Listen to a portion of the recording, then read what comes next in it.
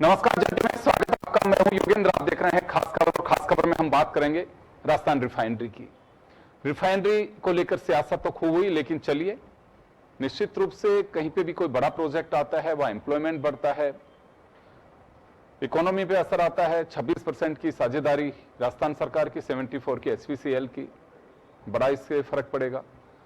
Petrochemical hub बनेगा, स्थानीय लोगों को रोजगार। जैसे ही इसका शिलान्यास हुआ था, उसके बाद में डेजर्ट, जिसको एक लोग ये मान के चलते थे कि पनिशमेंट है बाड़मेर, और लेकिन वहां जमीनों के भाव लगता है राजधानी जयपुर के आसपास से, यहां से ज्यादा भी अगर कुछ जगह हो तो कोई अतिशयोक्ति नहीं होगी। एक बड़ी यूनिट का ये असर आप इसी से समझ सकते हैं। खैर चलिए, अब 21 अप्रैल को ये राजस्थान को ही नहीं, ये देश को समर्पित होगी। प्रधानमंत्री नरेंद्र मोदी इसका शुभारंभ करेंगे, और इसमें अभी तक जो क्रूड है वो लगभग 10% के आसपास यहां से निकल रहा है। 90% अभी भी हमारे को मुंद्रा पोर्ट के जरिए ही लेना होगा, क्योंकि उसके लिए पाइपलाइन और सारा हो चुका है। सितंबर में इसकी पूरी कंप्लीट एक बार के लिए टेस्टिंग भी हो चुका था। अच्छी रिफाइनरी है, एकदम जो नई टेक्नोलॉजी है उसके हिसाब से इसको बनाया गया है। चले खैर, अब लेकिन इस तरह की होड़ अब इसमें लगेगी, और कहा जाएगा कि बीजेपी कहेगी कि ये हमारा बनाया हुआ एक बड़ा संसाधन है। कांग्रेस कहेगी कि हमारा, इंतजार शास्त्र में भी अशोक गहलोत जिक्र कर सकते हैं। अभी उनका बयान जो हमने बातचीत में लिया, उनका कहना था कि चलिए देश से ही सही, और राजस्थान की जनता पर एक बड़ा बोझ अगर समय के साथ में काम किया गया था होता, राजनीतिक चश्मे से नहीं देखते, तो शायद ये कॉस्ट भी इतनी नहीं होती और राजस्थान को अब तक फायदा होता। खैर चलिए, जो भी है, कई परिस्थितियां होती हैं, सियासत अपनी जगह है। हमारे साथ पंकज मीना साहब भाजपा प्रवक्ता हैं, हमारे सहयोगी अनिल सेन हमारे साथ में हैं, और जितेंद्र नरूका जी हमारे साथ कांग्रेस प्रवक्ता है। सभी का स्वागत है। अनिल, आपके पास में आना चाहूंगा। राजनीति अपनी जगह है, लेकिन वाकई जैसे ही डेट इसकी डिक्लेयर है, तो मुझे लगता है कि राजस्थान ही नहीं, हिंदुस्तान जो रिफाइनरी को समझते हैं और इन चीजों की आवश्यकताओं का महत्व मानते हैं, एक बड़ा, एक ये कहा जा सकता है कि युद्ध के बीच एक उत्साहवर्धन वाला एक भजन लाल का ट्वीट रहा, जिसके जरिए उन्होंने प्रदेश को जानकारी दी, देश को जानकारी दी कि 21 अप्रैल को ये रिफाइनरी शुरू होने वाली है। देखिए, बिल्कुल राजस्थान के लिए सौगात वाली बात भी है। अक्सर इसके इतिहास को अगर देखा जाए, इस तेल के खेल के पीछे सियासत काफी रही है। 4 सरकारें देख ली है रिफाइनरी ने, लेकिन इसका मूर्त रूप अब कहीं ना कहीं सामने आ रहा है। प्रधानमंत्री जी आएंगे, आकर जनता को सौगात देंगे। राजस्थान की जनता खासतौर से अगर देखा जाए, इस माहौल में जब मिडिल ईस्ट के बीच में जो तनाव की स्थिति बनी है, युद्ध की स्थिति बनी है, उस दौरान अगर ये सौगात मिलती है तो दोहरी सौगात राजस्थान की जनता के लिए होगा। एम्प्लॉयमेंट बहुत अच्छा होगा, राजस्थान की जनता, उसके युवा जो हैं, उनको रोजगार भी यहाँ पर मिलेगा। लेकिन ये जो सौगात मिलने वाली है, थोड़ी पहले भी मिल सकती थी। हम किसी सरकार को यहाँ पर दोषारोपण नहीं करेंगे, किसी भी पार्टी की सरकार रही हो, अमूमन तौर पर रिफाइनरी पर बातों में फोकस रहा, बयानों में फोकस रहा। धरातल पर जो काम था उस पर शायद कहीं ना कहीं जो बयानों में चीजें रही थी, वो बयानों वाली चीजें काम पे दिखाई नहीं दी, और यही वजह रही कि लेट लतीफ जो थी रिफाइनरी, वो होती चली गई। लागत अपने आप में बढ़नी थी, जो लागत पहले आंकी गई थी, उस लागत का लगभग 3 गुना तक अभी तक खर्च रिफाइनरी पर आ चुका है। ये कहीं ना कहीं सरकारों पर बोझ माना जाए, या फिर राजस्थान की जनता का पैसा इसको कहा जाए, वो कहीं ना कहीं लागत में जरूर लगा है। लेकिन फिर भी देर ही सही, ये जो सौगात आई है, ये कहीं ना कहीं राजस्थान की जनता के लिए एक सुनहरे अक्षरों में यहाँ पर लिखी जाने वाली होगी। आने वाले दिनों में राजस्थान की जनता भी इसके लिए धन्यवाद देगी। हालांकि सियासत जरूर यहाँ पर देखी जाएगी, जब सौगात दी जाएगी उस दौरान भी कांग्रेस और बीजेपी शायद यहाँ पर आमने सामने हो सकती हैं, और क्रेडिट की होड़ हो सकती है। ये क्रेडिट की होड़ अगर 4 साल पहले, 5 साल पहले होती, तो और कहीं ना कहीं सुनहरे अक्षरों में इसको देखा जा सकता था।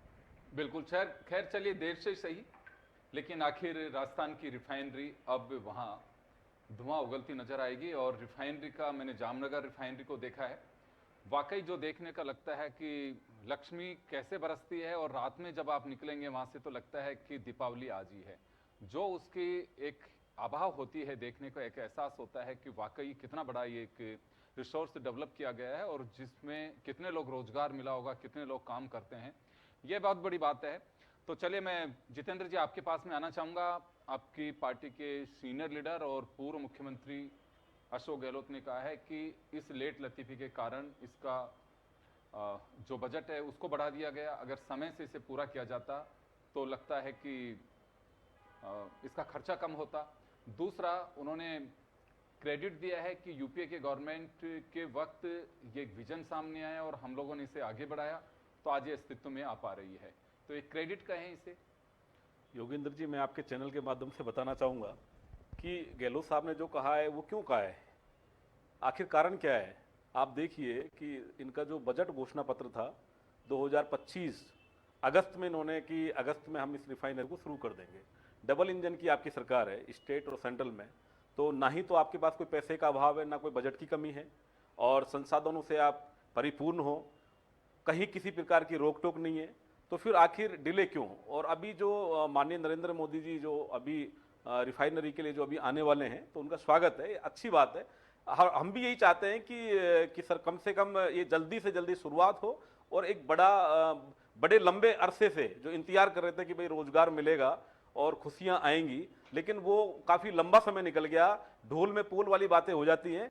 लेकिन खैर देर सही, यदि इस तरीके अभी बता रहे हैं कि इस महीने में ये लास्ट वीक में उद्घाटन का जिस तरीके बता रहे हैं होना चाहिए। लेकिन आप देखिए बजट, अभी मेरे साथी ने कहा था 38,000 करोड़ रुपए उस समय सरकार ने के एक बजट का अनुमानित थी। आज 1 लाख करोड़ से ऊपर का ये बजट जो है, ये वित्तीय संसाधन, तो ये भी एक बड़ा सवाल खड़ा होता है।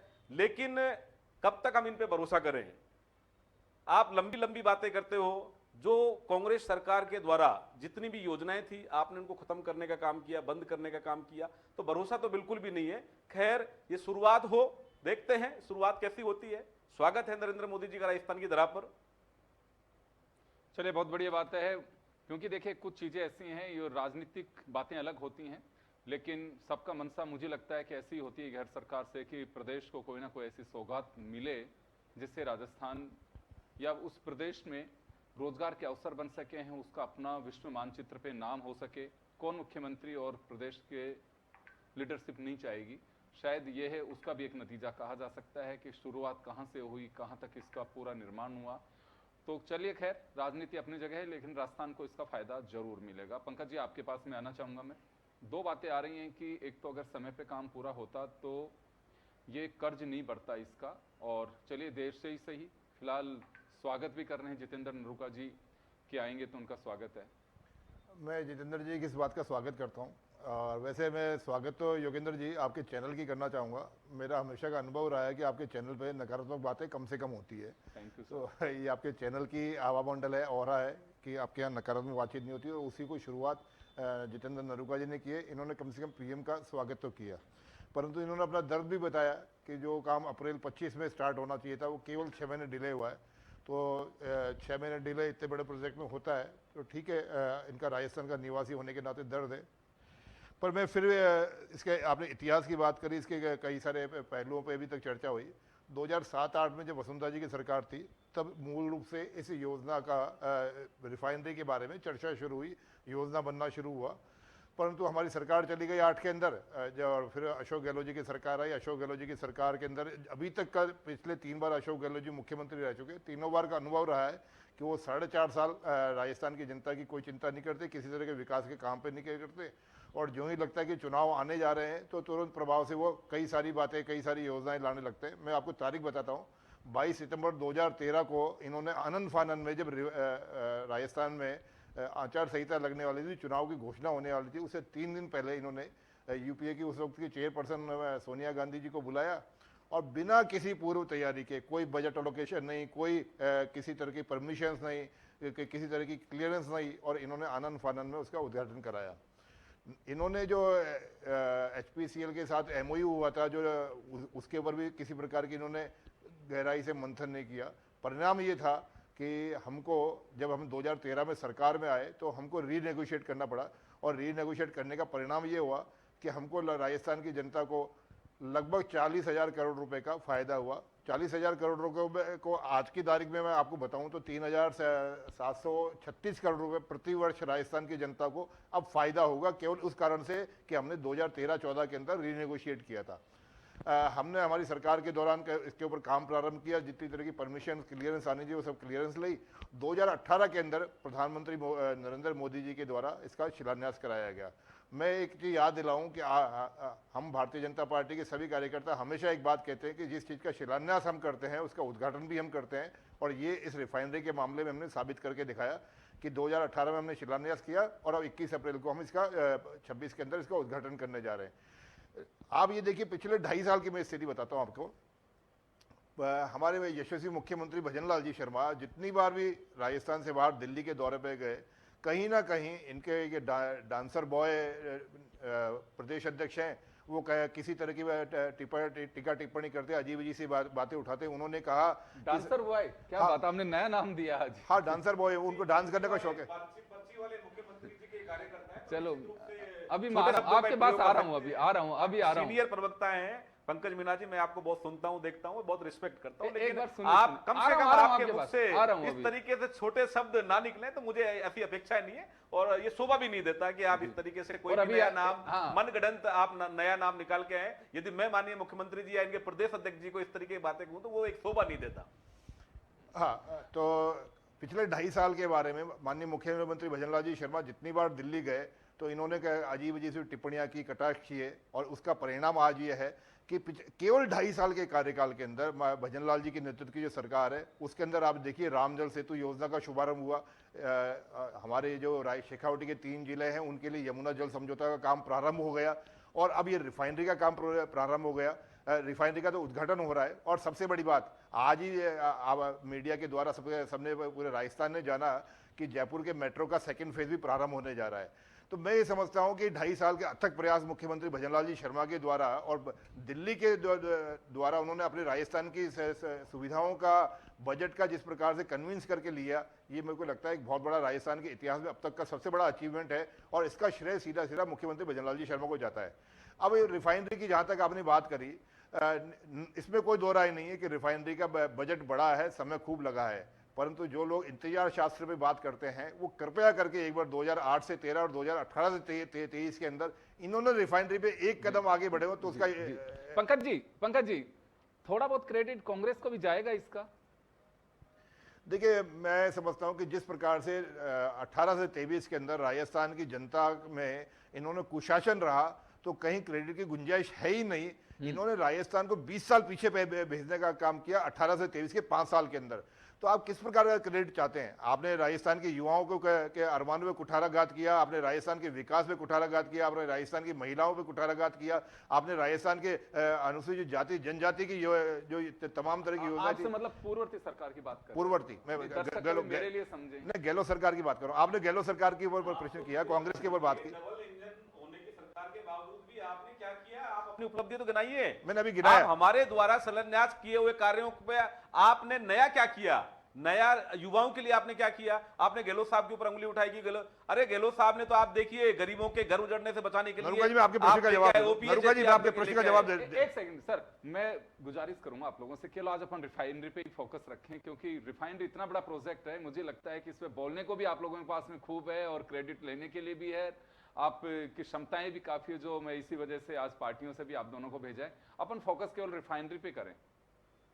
बिल्कुल योगेंद्र जी, देखिए आज रिफाइनरी सबके सामने जो मैं समझता हूँ पिछले 2 दशक से राजस्थान की जनता सपना देख रही थी, और अभी हमारे अनिल जी ने बहुत अच्छा शब्द उपयोग किया कि सौगात है ये। वास्तव में 2 दशक का जो सपना है वो सौगात के रूप में 21 अप्रैल को हम सबके बीच में आने जा रहा है, और उससे जो राजस्थान की जनता को लाभ मिलेगा, राजस्थान का बजट का बढ़ोतरी होगी, राजस्थान में विकास की एक नई इबारत लिखी जाएगी, वो अब आने वाले समय में हमको सबके सामने आने वाला है। चलिए अनिल, आपके पास में आना चाहूंगा। देखिए क्रेडिट का अपना इश्यू है, लेकिन जैसे जैसे भी आप गूगल पे भी सर्च करेंगे, कहीं पे भी करेंगे, तो ये पूरी हिस्ट्री इसके अंदर आएगी। तो राजनीति चाहे अपनी तरफ से कुछ भी करें, उद्घाटन भजनलाल के टाइम रहेगा, इसे कभी भी कोई इसमें इतिहास में अमिट छाप रहेगी, कोई खारिज नहीं कर सकता। इसके शिलान्यास की अगर जिक्र आएगा तो अशोक गहलोत का भी आएगा। इसका दोबारा से इसका जो एग्रीमेंट साइन हुआ, री एग्रीमेंट साइन, अगर उसका जिक्र आएगा तो वसुंधरा राजे का भी नाम आएगा। तो राजनीतिक दल चाहे कुछ भी कहें, इतिहास के पन्नों में कुछ ऐसी चीजें रहेंगी अभी। देखिए बिल्कुल इस चीज़ को इस तरह से समझा जा सकता है कि केंद्र सरकार जब यूपीए की गई और मोदी सरकार आई, जीएसटी लागू हुआ, वन रैंक वन पेंशन लागू हुआ। इसका विचार यूपीए सरकार में किया गया था। जब यहाँ पर लागू किया गया तो कई बार कांग्रेस ने ये भी कहा कि ये तो हमारे समय का है, लेकिन क्रेडिट मोदी सरकार को इसलिए जाएगा कि ये इस समय लागू हो रहा है। इसी तरह से अगर रिफाइनरी को भी देखा जाए, प्रोजेक्ट पर कब चर्चा शुरू हुई, लेकिन काम जो था वो गहलोत सरकार में शुरू हुआ।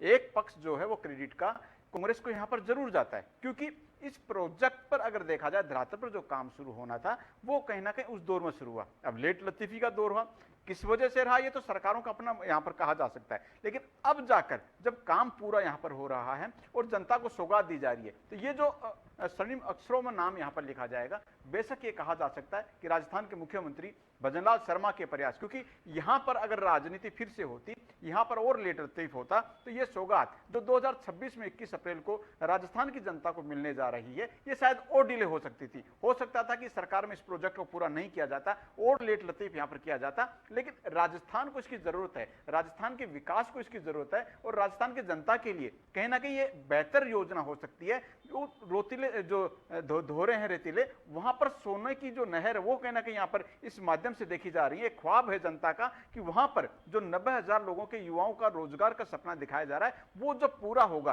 तो राजस्थान किस तरह से चमन होगा। यहाँ के युवा जो हैं वो रिफाइनरी को तब समझेंगे जब उनके घर तक रोजगार की जो सीढ़ी है वो वहां पर तक चलकर आएगी, तो तब जो है वो ये कहा जा सकता है कि राजस्थान की जनता के लिए जो एक पहल है सौगात वाली, वो जनता के बीच में तस्वीर भी लेकर आएगी।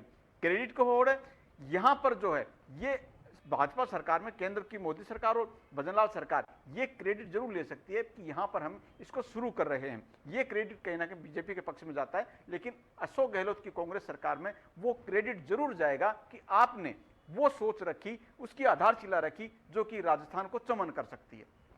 देखिए इसमें कोई संदेह नहीं है, लेकिन निस्संदेह मैं तो यही कहूंगा कि राजस्थान के सौभाग्य की बात है जो हमें इतनी बड़ी रिफाइनरी की सौगात मिल रही है, ये इसे खारिज नहीं किया जा सकता। और देखिए जिसके समय जो चीजें हैं वो उसका क्रेडिट लेंगे, और राजनीतिक दल अगर राजनीति नहीं करेंगे और अपने टाइम पे कोई चीज करते हैं उसका क्रेडिट नहीं लेंगे तो फिर कौन लेगा। उनका हक है और वो लेना भी चाहिए। यही सियासत का एक सगुफा कहूँ या एक मोड़ कहूँ, ये पहली बार नहीं हो रहा है, इससे पहले भी हुआ है। कोई भी पार्टी हो जिसके वक्त जो चीज होती है वो उसका जरूर उसका क्रेडिट लेता है। तो बीजेपी के भी समय पे अगर इसका उद्घाटन हो रहा है तो बीजेपी जरूर लेगी। और मैं यहाँ एक जिक्र करना चाहूंगा कि राजस्थान में आने वाले 2028 के चुनाव में पश्चिमी राजस्थान में रिफाइनरी और पूर्वी राजस्थान के अंदर जो जिसे जल योजना है, ERCP जिसका नाम भी बदल दिया गया अब, तो वो एक तुर्क के पत्ते की तरह बीजेपी उसे यूज करने की कोशिश करेगी। तो ये कितना काम अब उसमें होगा, भजनलाल जब हम जिक्र कर रहे हैं उसके कुछ घंटे पहले ही आज उसका दौरा भी करके आए हैं। लेकिन चले रिफाइनरी, क्योंकि मैंने जिक्र इस वजह से किया कि पूर्व से पश्चिम तक बड़ी योजनाओं का जो रोल प्ले करेगा, एक तरफ पानी और दूसरी तरफ उगलने वाला काला सोना जिसे हम क्रूड ऑयल के रूप में कहते हैं, उसको रिफाइन किया जाएगा और वो हमारी ज़रूरतों को पूरा करेगा। केवल ज़रूरतों को पूरा ही नहीं करेगा, हमें जो देखिए ये माइंस डिपार्टमेंट के अंडर में है और माइनिंग डिपार्टमेंट से जो पैसा मिलता है उसका अपना एक बहुत बड़ा हक होता है। वो प्रदेश के जिले के साथ साथ प्रदेश, उसमें बड़ा काम आता है। और यहाँ से जब इतना आपको रेवेन्यू मिलेगा तो निश्चित रूप से उससे उसकी तकदीर भी बदलेगी और पैसा आएगा तो कहीं ना कहीं तो यूज होगा ही, इसमें कहीं कोई संदेह नहीं है। चलिए जितेंद्र जी, आपके पास में आना चाहूँगा। आपने स्वागत किया कि चले आ रहे हैं तो उनका वेलकम, बहुत बड़ी बात है। और अच्छी बात भी कहूँगा मैं कि देश के होते हैं प्रधानमंत्री, किसी पार्टी के नहीं होते हैं। पार्टी की सीढ़ियों पे चढ़ कर के वो प्रधानमंत्री बने होंगे, मुख्यमंत्री हो, चाहे पहले को कोई भी नेता हो, पार्टी उसे एक सीढ़ी देती है, लेकिन बनते तब हैं। वो पूरे देश के होते हैं, अच्छी बात है, उनका वेलकम भी होना चाहिए। लेकिन अब बात इसके क्रेडिट की आएगी, और क्रेडिट की बीजेपी और 21 अप्रैल का आप याद भी रखिएगा, चाहे प्रधानमंत्री जी हों चाहे मुख्यमंत्री भजनलाल हों, वो क्रेडिट की बात आएगी। आप अपना पक्ष रखोगे, ये अपना पक्ष रखेंगे। खैर मैंने पहले भी कहा कि राजनीति अगर राजनीतिक दल ही नहीं करेंगे तो कौन करेगा। अब ये कहना है कि हमने अभी जब वसुंधरा जी के टाइम पे फिर 2018 के अंदर इसका शिलान्यास कराया गया था, तो उस वक्त अशोक गहलोत ने कहा था कि एक तरह से ये पाप होगा और ये अन्याय नहीं होने देना चाहिए। प्रधानमंत्री को पत्र भी लिखा था, शिलान्यास हो चुका है इसका, आप उद्घाटन की बात करिए, इसमें कब कर सकते हैं। फिर हुआ था कि इसका कार्य शुभारंभ किया गया था, इसको बदला गया था कार्यक्रम को। तो चलिए देर से ही सही, आपको ये नहीं लग रहा कि आपके अगर अपने सपने थे, आपने अगर इसका शिलान्यास भी किया तो आज वो मंजिल तो पूरी होती दिखाई दे रही है? जोगिंदर जी, बीजेपी में ये कल्चर है, ये कुछ नया कुछ करना नहीं चाहते, ना इनके पास कोई ड्रीम प्रोजेक्ट्स हैं। आप देखिए कि डेजर्ट के अंदर पश्चिम राजस्थान में जहां एक एक पानी की बूंद के लिए आदमी तरसता हो, और माननीय मुख्यमंत्री, यशस्वी मुख्यमंत्री हमारे गहलोत साहब, जिन्होंने एक सपना देखा हो और उस दौर में और उस समय में और उस क्षेत्र में वो सपना देखा हो कि जहां लोगों को यदि बताया जाए कि इस तरीके का एक प्रोजेक्ट आएगा तो भरोसा नहीं होगा, और उसको नींव रखने का काम किया, और नींव रखने के साथ में उस काम को बढ़ाने का काम किया, जिसमें आज हजारों लाखों युवाओं को रोजगार मिलेगा, राजस्थान प्रदेश की एक काया पलट होगी। और आप क्रेडिट लेना चाहते हो कि जनता को मालूम नहीं है क्या? जनता क्या पढ़ी लिखी नहीं है क्या? उनको सबको पता है कि इसका नींव का मुहूर्त रखा किसने था, कौन सी सरकार में रखा था। आप बरकरार नहीं सकते, वोटों की राजनीति आप कर सकते हो, लेकिन डबल जितेंद्र जी, दोनों बातें याद रखेंगी। शिलान्यास आपने किया तो लोगों को यह भी पता रहेगा कि शुभारंभ कब हुआ था इसका। बिल्कुल, मैं क्या कह रहा हूं, शुभारंभ कब हुआ? शुभारंभ से ज्यादा इंपॉर्टेंट होता है कि आपने नींव लोगों कब के रखी? सपने पूरे करने का काम नहीं किया। क्या उससे पहले बीजेपी की सरकारें नहीं थी? कहां गए आप लोग? पहले भी तो आपके मदन केंद्र में राठौड़ जी पहले का की सरकार थी। भाजपा प्रदेश अध्यक्ष मदन राठौड़ जी का कहना है कि 7-8 के अंदर वसुंधरा राजे ने, जैसे पंकज जी ने भी कहा, कि हमने इसकी पहल शुरू की थी लेकिन हमारी सरकार चली गई थी। देखिए, पट्टी इनके बदलने की आदत है।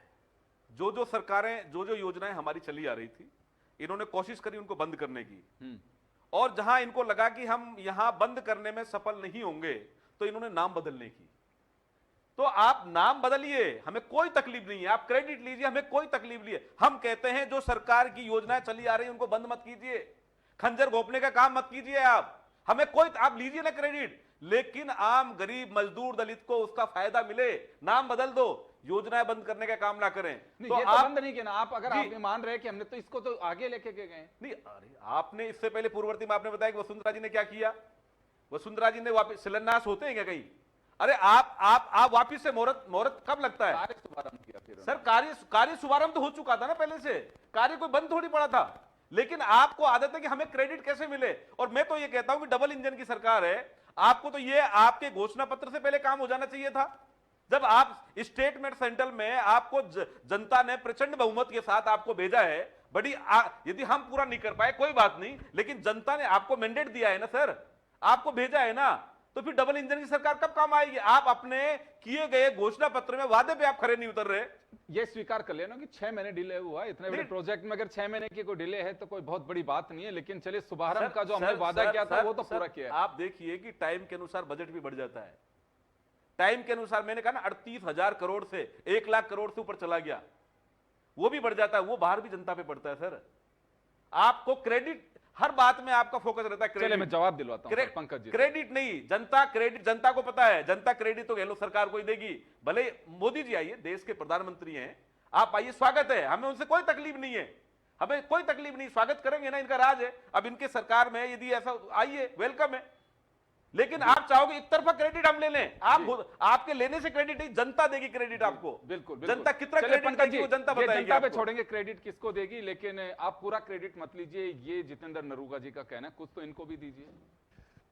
मैं योगेंद्र जी एक बार फिर तिथि के साथ दोहराता हूँ, बहुत शॉर्ट में, क्योंकि 1 मिनट का समय बचा है। मूल जो योजना है 2007-8 में बनी, जब वसुंधरा जी की सरकार थी। मैं आपके चैनल के माध्यम से तमाम कांग्रेस के नेताओं से और इंतजाम शास्त्र के रचयिता से पूछना चाहूँगा कि 2008 से लेके 2013-22 जनवरी तक, 22 सितंबर तक आपने क्या किया है रिफाइनरी को लेके? पूरे 5 साल आप फाइल दबा के बैठे रहे, और जब आचार संहिता लगनी थी उसे 3 दिन पहले आपने बिना किसी तैयारी के उद्घाटन कराया। चलिए ठीक है, इससे आगे फिर हम आते हैं। 2018 से 23 में आपकी सरकार थी, आपने क्यों नहीं इसका उद्घाटन कर लिया?